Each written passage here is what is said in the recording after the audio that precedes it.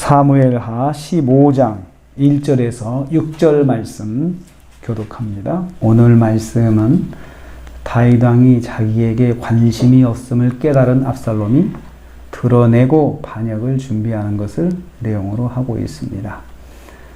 먼저 압살롬이 성문 곁에 진무실을 냈습니다. 1절과 2절 말씀입니다. 압살롬은 일단의 병거와 말을 준비했습니다. 또 여기에 호위병 50명을 주변에 세웠습니다. 그러니까 이 길거리에다가 병거와 말을 이렇게 쭉 이렇게 설치해 놓고 그다음 호위병 50명이 주변에 이렇게 서가지고 집무실을 아주 화려하게 드러내 놓고 거기다가 준비를 했습니다. 그러니까 오고 가는 길목에다가 대로변에다가 큰 사무실을 낸 거죠. 그러면 그 사실이 다윗에게 들어갈 거 아닙니까? 그래도 다윗은 아무 반응을 하지 않습니다. 그러니까 드러내놓고 지금 집무실을 내고 길거리에서 난리를 치는데도 다윗이 아무 반응을 하지 않습니다. 여기에 압살롬이 일찍이 일어나서 성문 곁에 섰다, 성문 길 곁에 섰다라고 했습니다. 아침 일찍부터 그 길가에 나가서 그 지나가는 사람들을 만나기 위한 그런 준비를 한 것입니다. 현장에서 민원을 받고자 하는 것이죠. 왕에게 송사하러 가는 듯한 사람을 발견했을 때 그 사람이 압살롬을 찾아오는 것이 아니고 압살롬이 그 사람을 찾아갔어요. 그런 사람이 있는 것 같으면, 그런 사람인 것 같다 그러면 딱 가서 그 사람을 먼저 붙잡은 거죠. 압살롬이 먼저 붙잡았습니다. 그 사람을 불러 만났고요. 또 이것은 다윗의 무심함을 압살롬이 이용하는 거죠. 그러니까 아버지가 하도 무심하니까 또 일을 벌리는 겁니다. 송사로 가는 사람을 금방 알아차리고 그 사람을 일단 다 붙잡았습니다. 다윗의 무심함이 압살롬의 반역을 자극하고 있습니다. 두 번째로 압살롬이 왕에게 가는 송사를 가로챘다 했습니다. 3절 4절입니다.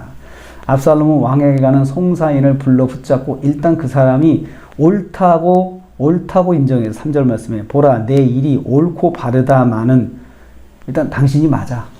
당신이 잘했어. 다들 억울한 사람들은 내가 정말 억울하다 다 생각하잖아요. 근데 그 압살롬은 무조건 붙잡고 네가 억울해. 내 인정해. 네가 잘했어. 네가 맞아. 이렇게 하는 거죠.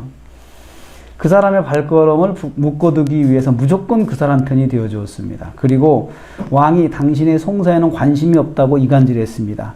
그런데 내 송사를 들을 사람은 왕께서 세우지 아니했어. 이렇게 말을 했어요. 왕은 네 송사를 들려고 사람 세우지 않았어.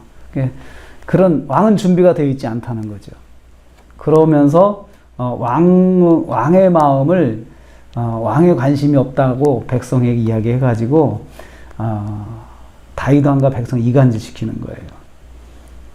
그래서 4절 말씀에 자신이 재판관이 돼서 내가 이 땅의 재판관이 돼서 누구든지 송사나 재판할 수 있어 내게로 오면 내가 정의를 베풀.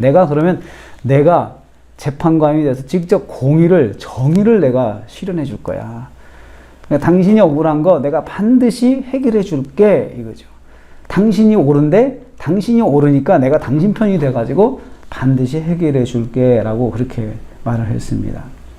당장 마음이 급한 사람에게 환심을 사서 현장에서 문제를 해결해 준 거예요. 근데 백성들 사이에서는 사이다 같은 즉각적 해결사 역할을 해준 거죠. 그런 소문이 쫙 나겠죠. 억울한 일 있으면 압살롬에게 가면 해결돼. 무조건 압살롬에게 가. 현장에서 해결돼. 즉각적으로 해결돼. 그러면서 이렇게 압살롬이 매일 아침에 일찍부터 일어나가지고 길거리 집무실에서 민원을 해결해주는 일을 하는 겁니다. 이간질이죠. 이간질은 사탄의 주된 방법 중에 하나입니다. 우리가 하나님께 대한 마음을 마귀가 훔치죠. 이간질시키죠. 하나님이 너의 기도는 듣지 않으시오. 하나님이 너를 너는 죄인이기 때문에 하나님께서 네 기도는 절대 받지 않으셔. 네가 열심히 안 하기 때문에 하나님은 네 기도를 받지 않으셔. 그렇게 하면서 자꾸 우리의 마음을 하나님으로 더 멀어지게 만듭니다. 세 번째로 압살롬이 백성의 마음을 훔쳤다 했습니다. 5절 6절 말씀입니다. 여기에 압살롬은 자기에게 절을 하려는 백성의 손을 붙잡고 입을 맞췄다라고 했어요.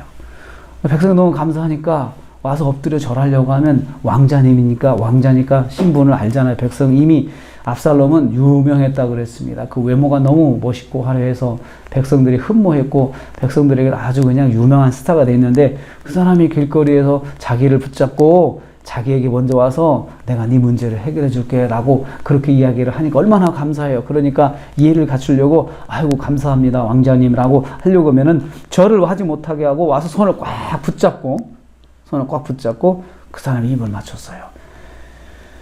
권위적인 행동을 하지 않고 소탈하고 겸손한 모습을 보인 거예요. 소탈하고 겸손한 모습을. 그래서 선뜻 먼저 백성의 손을 잡고 자신에게 절하고자 하는 것을 막았어요. 절하지 말라고. 그렇게 하지 말라고. 그러면서 아주 소탈하게, 아주 겸손하게 보였습니다. 언제든지 다가갈 수 있는 사람으로 그렇게 자신을 포장을 하는 거죠.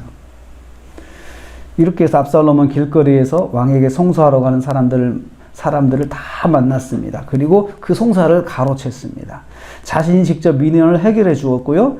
백성들 사이에서 압살롬의 인기가 이제 급상승하게 되는 것입니다. 다윗은 만나기도 힘들고 다윗은 우리 문제에는 관심이 없고 그런데 압살롬은 우리 문제에 너무너무 관심이 많아. 우리가 가면 다 해결이 돼. 그리고 얼마나 겸손한지 가면 다 만나.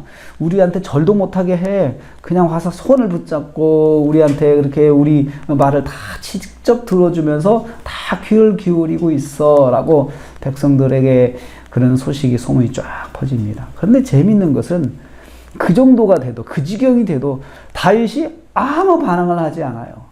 무심한 거죠. 압살롬이 뭐 하는 거에 대해서는 전혀 그냥 아무 관심이 없어요.